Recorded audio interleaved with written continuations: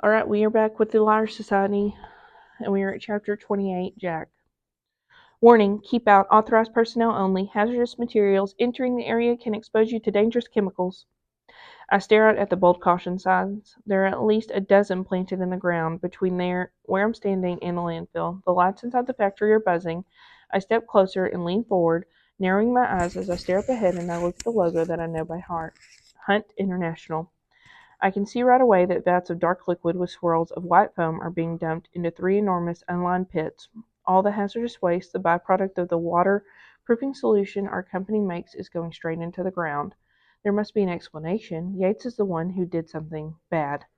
Dad stopped him and made things right. This stuff is probably fine, except it doesn't look fine, and I can't pretend not to see the signs written in big letters. The truth.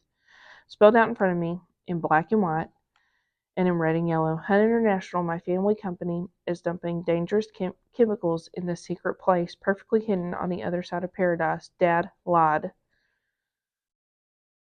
Another Hunt tradition. This is my legacy. Shame runs through me, leaving me hot and dizzy, and I feel like I'm going to be sick. And without a word, Weatherby takes off towards the landfill, looking determined. What are you doing? Harper calls out, concern in her voice. Getting a sample from the source, Weatherby says, without turning back. You're at the source. Harper sounds confused. Don't get any closer. Weatherby turns around and looks right at Harper. I've been waiting to see this place. I went through a lot to get here. I lied. Weatherby's voice catches on that word. Now I know what my dad saw, and I'm not leaving without cold, hard proof. The soil that you're standing on is proof enough, Harper says. And Weatherby shakes her head. You don't know that. And when she turns back and heads towards the landfill, stop. Seriously, you're going to get hurt or sick or worse. Harper shouts. Her voice is switching into panic mode. Those are forever chemicals. But Weatherby keeps walking. Please, Harper screams. That landfill is what's killing my dad. The echo of her words are deafening. The painful ringing in my ears. Slowly, the high-pitched sound fades, and what Harper says starts to fall into place. Harper's dad is dying. Her dad is dying because of that landfill. Harper knew this landfill was here. Everyone goes silent. I hear ocean waves crashing in the distance, and my eyes dart around, shaking to see if anyone else heard what I did. And before I turn to Weatherby, she's already staring at me. We exchange a knowing glance, and instantly her eyes go wide with fear. And now I'm sure that she knows. Wait, I say, putting the pieces together. Last air didn't send us here, Weatherby says. It was me, Harper sobs. I'm so sorry. She buries her head in her hands. My body goes numb as the truth of what's really happening starts to sink in. We're not being tapped by last air. Harper blackmailed us. Why? Iris shouts. Why did you do this? Harper lifts her head and scrunches her face, fighting back against another wave of tears, and her shoulders sag like whatever she's holding is too heavy. To save my dad, I can't lose him. He used to work here. He signed papers saying that he wouldn't tell anyone about this place, and now they refuse to pay for his treatment. Everyone he worked with is sick. He needs help. He's running out of time. I wouldn't have vandalized my own house and told the world I was on scholarship if I wasn't desperate.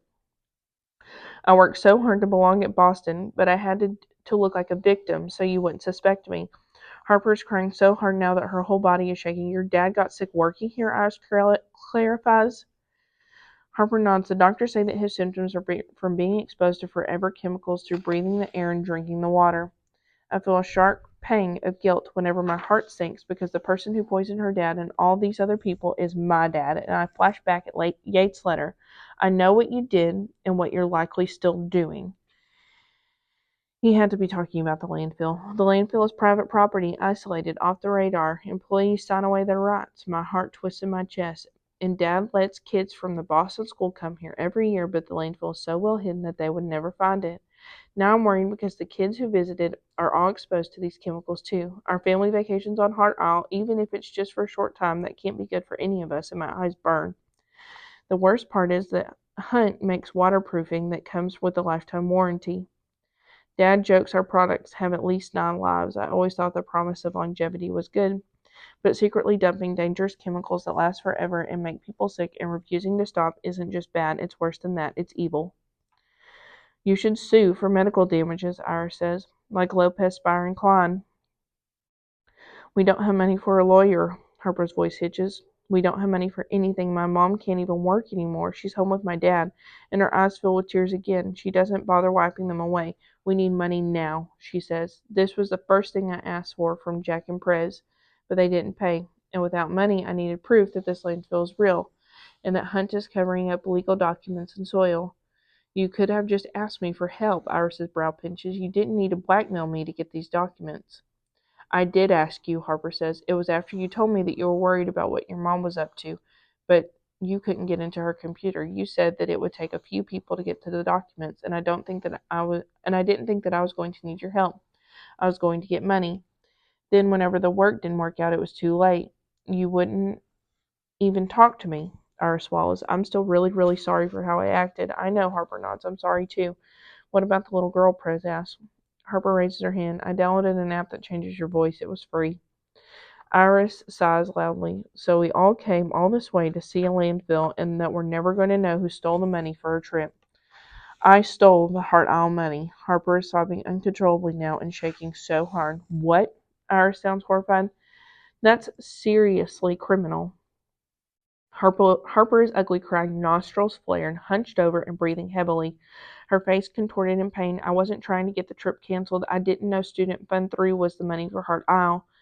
She's convulsing through her tears, and the worst part is I couldn't even use the money without getting caught, so it's just sitting in a different account. And Iris frowns.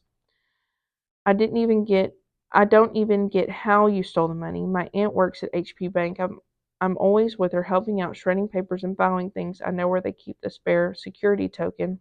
And once I got into the system, it was a lot easier than you'd think. Her mouth twists. I'm the sneak. And I wasn't even going to tell you any of this. I was going to deny everything, but I thought that about what you said, Jack, about how you wish that you could go back and swap out the water bottle, and had a chance to stop this before something bad happened, and I couldn't let Weatherby get hurt. I think about what Harper just said, and about what we agreed to do whenever we decided to come to Heart Isle. We said that we couldn't find the truth, and we have each other's backs. No secrets among friends, and that's exactly what Harper did. She led us to the truth, and she protected Weatherby over her secret. Harper might have made bad choices, but she had a very good reason. I look out at the landfill and take in the warning signs and consider all the bad things that Dad has done and that he's still doing, and all the lies that he's told, and instantly I recognize the difference. Dad made choices that hurt a lot of people, and he didn't have a good reason. At Ford, he was covering for Dad and for the Hunt legacy, and he said Last Air would never send us here, which means the society must know the truth. And Ford wouldn't give us the password. Trust before truth.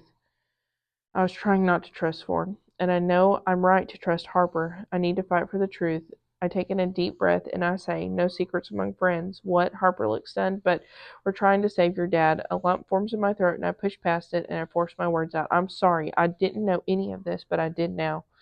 Harper's eyes are wet and red-rimmed. No secrets among friends, she says back through her tears, and Iris's eyes are clouded too. No secrets among friends. No secrets among friends, Prez says. I'm so sorry, Weatherby says to Harper, her voice filled with emotion. No secrets among friends. And we're all quiet for a minute, letting the truth sink in. Then Weatherby takes a sample bag and a small spade from her pocket. She quickly collects soil samples and tucks it back into her bag. It's nearly dark by the time we get to the zip-line platform. We can't go back the way that we came. I'm about to explain the directions whenever I hear heavy footsteps pounding towards us. A jolt of adrenaline rushes through me. We have to go, I think. Heart hammering. Run. Hide. Now. And that was chapter 28.